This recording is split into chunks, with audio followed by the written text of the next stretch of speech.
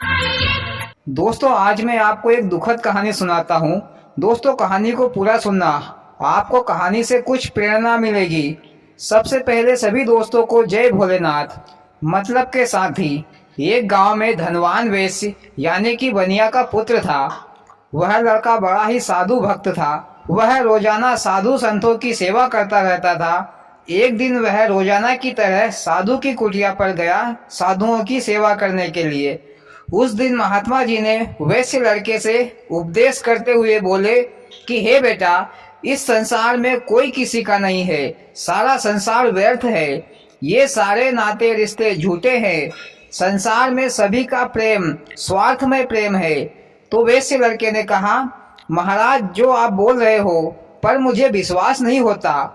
मेरे माता पिता, मेरी पत्नी मेरे से अत्यंत प्रेम करते हैं और उनका प्रेम मेरे लिए निस्वार्थ प्रेम है।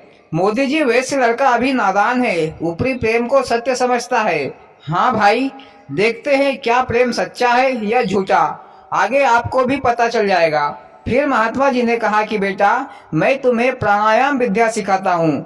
ये विद्या तुम अपने घर पर करना और अपने परिवार वालों से कह देना कि जब भी मरूं तो महात्मा जी को जरूर बुलाना। ऐसा कहकर महात्मा जी ने वैश्य लड़के को प्राणायाम विद्या सिखा दी। मोदी जी, ये प्राणायाम विद्या क्या होती है? भैया, प्राणायाम विद्या यानी कि सांस को रोककर अचेत पड़े रहना। फिर वैश्य लड़का अपने घर आ गया और घर वालों से कहा कि जब भी मैं मरूं तो मेरे गुरुजी को जरूर बुलाना। 8-10 दिनों के बाद वैश्य लड़के का जन्मदिन आया। उस दिन घर में खीर पूरी और मिठाइयाँ बनाई गई।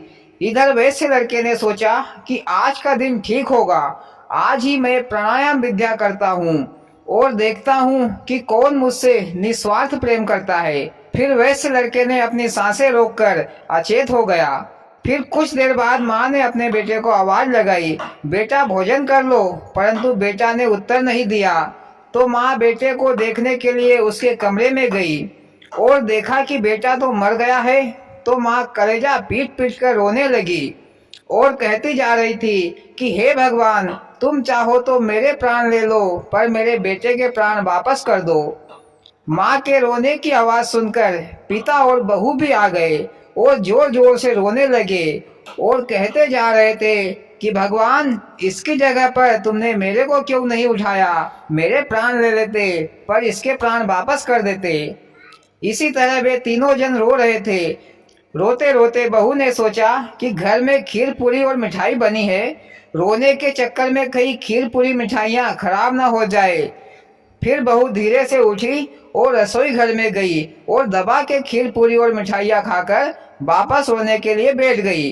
मोदी जी, ये बहू भुक्कड़ खानदान की थी क्या, जो पति के मरने के बाद भी दवा के नले से गले तक खीर पूरी मचका ली चोरी से? अरे तो भैया, उसके चक्कर में क्या भूख से मरे क्या? फिर माँ ने भी मौका देखकर खीर पूरी और मिठाइयाँ खाकर आ गई। इधर पिताजी ने भी ऐसा ही किया।